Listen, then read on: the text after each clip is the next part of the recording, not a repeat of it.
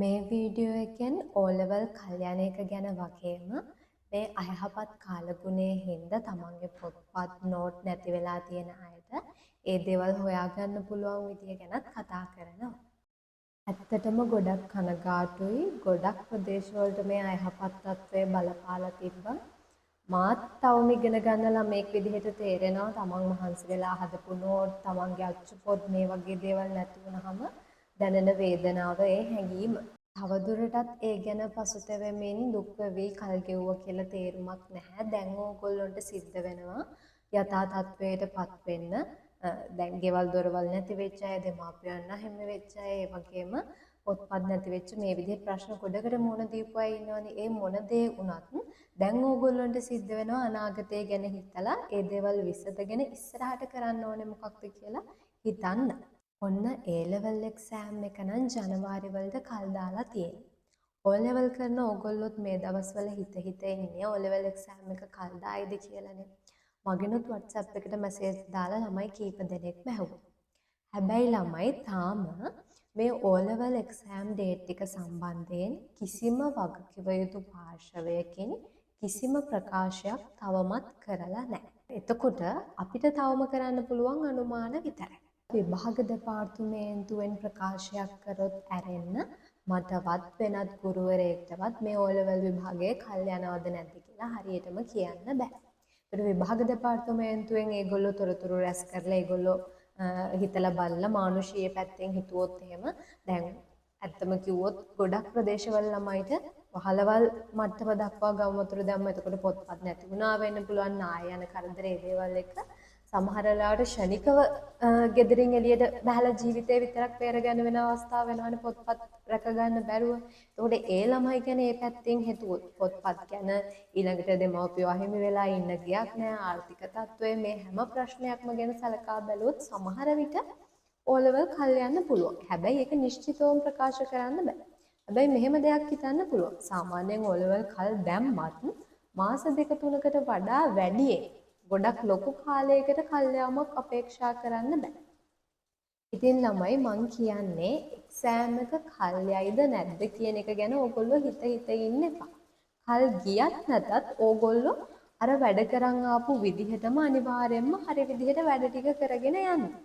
දැන් ළමයි මම 2021 A level batch එකේ ළමයෙක්. එතකොට අර කොරෝනා ප්‍රශ්නත් එක්ක අපිට කීප සැරයක්ම A level කල් ගියා. අන්තිමට එක්සෑම් එකට මාස දෙකකට කලිනුත් A level කල් යයිද කියන කතා බහ තමයි අපේ ළමයි අතර තිබ්බේ. හැබැයි ඔය එක්සෑම් එක කල් යයිද කියන එක හිත හොය ඕගොල්ලෝ කාලේ නාස්ති කරන්න යන්න එපා. හරිද? දැන් මේ වීඩියෝ එක බලන ළමයෙක් නම් ඔයා ආයේ O level කල් යයිද කියන එක ගැන හොයන්න හිතන්න තව වීඩියෝ බල කාලේ නාස්ති කරන්න යන්න එපා. හරි? ඔයා මේ වීඩියෝ එක බැලුවා නම් ඔයාට මට දෙන්න තියෙන උපදෙස් තමයි එක්සෑම් එක කල් යයිද නැද්ද කියන එක ගැන චුට්ටක්වත් හිතන්න එපා. මේ වැඩ කරගෙන ආපු විදිහටම වැඩ කරන්න. ફોකස් එක එක්සෑම් එකට දෙන්න. Tamanට පුළුවන් උපරිමය වැඩ කරන්න. බැරි වෙලාවත් එක්සෑම් එක කල් ගියොත් එතකොට ඔයාට පුළුවන් ඒ වැඩිපුර ලැබෙන කාලේ තව වැඩිපුර මහන්සි වෙලා ඔයාගේ රිසල්ට් එක තව දුරටත් වැඩි කරගන්න. ඒ නිසා වැඩ කරන් ආපු විදිහටම ඉස්සරහටත් එක්සෑම් එකට ફોකස් එක තියාගෙන හරි විදිහට වැඩ කරගෙන යන්න.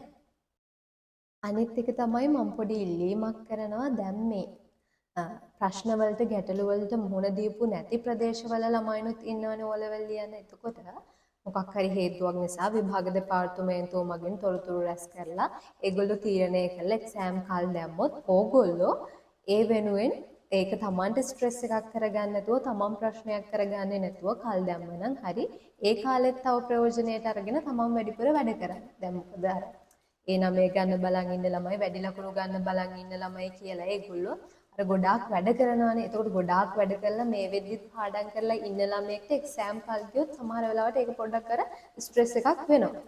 මොකද තව වැඩි කාලයක් ඒක අල්ලන් ඉන්න වෙනවනේ. හැබැයි ඒ ළමයිගෙනුත් මං ඉල්ලීමක් කරනවා ඕගොල්ලෝ ඉවසීමෙන් කටයුතු කරන්න. කාලය කල් දැම්මත් කියලා ඒක Tamanට ගැටලුවක් කරගන්න එපා. ඒ කාලෙත් ප්‍රයෝජනයට ගන්න. මොකද මෙතන ඊටත් වඩා ගොඩාක් අපහසුතාවයට පත්වෙච්ච ප්‍රශ්න ගොඩක් එක් එක්සෑම් ලියන්න සිද්ධ වෙන ළමයි ඉන්නවා. ඔයගොල්ලෝ දන්නවනේ ප්‍රවෘත්ති නිවුස් YouTube මේ දේවල් වලින් දකින්න ඇති. ගෙවල් උසටම ගම් වතුර දාලා නාය යන ප්‍රශ්න නිසා තමන්ගේ දෙමව්පියෝ නැති වෙලා ගොඩාක් ප්‍රශ්න වලට මුහුණ දීපු ළමයි ඉන්නවනේ. ඒකට ඒ ළමයි ගැන හිතන්න තමන්ට ප්‍රශ්නයක් වුණා හා සමානව හිතලා ඒ වෙනුවෙන් ඉවසලා ඕගොල්ලෝ එක්සෑම් කල් දැම්මොත් ඒකට අවනත වෙලා ඒ වෙනුවෙන් බලාගෙන තමන්ගේ වැඩ කටයුතු කරගෙන යන්න. සමහර ළමයි ඉන්න අපේ ලෙවල් කාලෙත් අර එක්සෑම් කල් දැම්ම කියද්දි අර තමන්ගේ පැත්තෙන් විතරක් හිතලා අනිත් පැත්ත හිතන්නේ නැතුව බැන බැන කමෙන්ට් දානවා.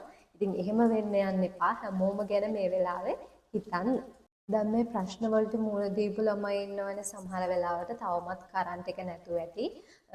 තවමත් සිග්නල් නැතුව ඇති. තවමත් විස්තර දැනගන්න මුකුත් කරගන්න බැරි අයත් ඇති. එතකොට එහෙම ප්‍රශ්නයකට මුහුණ දීලා හිටපු ළමයෙක් දැන් මේ වීඩියෝ එක බලනවා නම් ඕගොල්ලන්ට කියන්න තියෙන්නේ දැන් ඉතින් වෙන්න තියෙන දේ වෙලා ඉවරයි. කොහොම හරි පුළුවන් තරම් ඉක්මනට යථා තත්ත්වයටපත් වෙන්න. මොකද ඕගොල්ලොන්ගේ එක්සෑම් එක වෙනුවෙන් ඕගොල්ලොන්ගේ අනාගතය වෙනුවෙන් තව දැනට નિયમિત දින අනුව ඕගොල්ලොන්ට තියෙන තව මාස දෙකක් වගේ කාලයක්.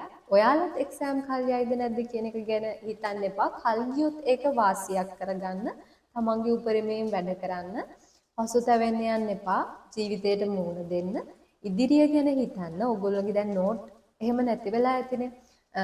මම FB එකේ ෂෙයා වෙනවා දැක්ක ලින්ක් එකක් ෂෝට් නෝට් කියලා. හැබැයි ඒක මම පොඩ්ඩක් ඕපන් කරලා බලද්දි මේ ඒකේ තිබ්බ මේ ප්‍රමාණය තියරි ප්‍රමාණය ප්‍රමාණවත් මදි ඕගොල්ලෝගේ එක්සෑම් එකට පාඩම් කරන්න. ඒ නිසා ඕගොල්ලන්ට අච්චු පොත් හරි ඕගොල්ලෝගේ ෂෝට් නෝට් හරි නැති වෙලා තියෙනවා නම් ඕගොල්ලෝගේ ෂෝට් නෝට් ආයෙ ඕගොල්ලන්ට ලබා ගන්න ක්‍රමයක් නැහැනේ. එතකොට ඕගොල්ලන්ට අච්චු පොත් එහෙම නැති වෙලා තියෙනවා නම් මම පල්ලෙහායින් ලින්ක් එකක් දාන්නම්. මාත් වෙබ්සයිට් කීපයක හොයලා පහසුවෙන් ඩවුන්ලෝඩ් කරගන්න පුළුවන් වෙබ්සයිට් එකක් හම්බුණා. මම මේ වීඩියෝ එකේ පල්ලෙහායින් දාන්නම් ඕගොල්ලන්ට 10-11 ශ්‍රේණිවල අච්චු පොත් ඩවුන්ලෝඩ් කරගන්න පුළුවන් ලින්ක් එකක්. එතකොට කාට හරි ඩවුන්ලෝඩ් කරගන්න අපහසුතාවයක් තියෙන කෙනෙක් හිටියොත් මට මෙසේජ් එකක් දාන්න. මම ඒ ටික අවශ්‍ය දේ ඩවුන්ලෝඩ් කරලා ඕගොල්ලන්ට දෙන්නම්. ගොඩක් පොත් නැති වෙලා හැම ප්‍රශ්නයක් තියෙනවා නම් ඩවුන්ලෝඩ් කරගන්නත් අපහසුතාවයක් තියෙන කෙනෙක් හිටියොත් ඕගොල්ලෝ කමෙන්ට් එකක් දාන්න මොකද්ද තත්ත්වය කියලා. හැමෝනොත් මම WhatsApp එකේ කමියුනිටි එකක් හරි channel එකක් හරි හදලා පොත් ටික ඔක්කොම ඩවුන්ලෝඩ් කරලා ඒකට දාලා ඇඩ් කරලා තියන්නම්. ඕගොල්ලෝ කමෙන්ට් එකක් දාන්න කොහොමද ඕගොල්ලෝගේ තත්ත්වය. තව මොනවා හරි ප්‍රශ්න තියෙනවා නම් ඒ කියන්නේ ඕගොල්ලන්ට දැන් එක්සෑම් එක ફોකස් කරන්න අපහසු මයින්ඩ් සෙට් එක වැටිලා මොටිවේෂන් නැතුව එහෙම ප්‍රශ්න තියෙන අය ඉන්නවා නම් O level exam එක සම්බන්ධයෙන් තව මොනවා හරි ඔයගොල්ලෝ වැඩ කරන්න ඕන විදිහ ඒ සබ්ජෙක්ට් වලට අදාළව මොනවා හරි තියෙනවා නම් කමෙන්ට් එකක් දාන්න. මොන ප්‍රශ්නය ආවත් ඒ දේවල් සිද්ධ වෙච්ච දේවල් දැන් අමතක කරලා අනාගතය වෙනුවෙන් වැඩ කරන්න. ඔයගොල්ලෝ හැමෝටම ශක්තිය ධෛර්යය ලැබෙන්න කියලා ප්‍රාර්ථනා කරනවා.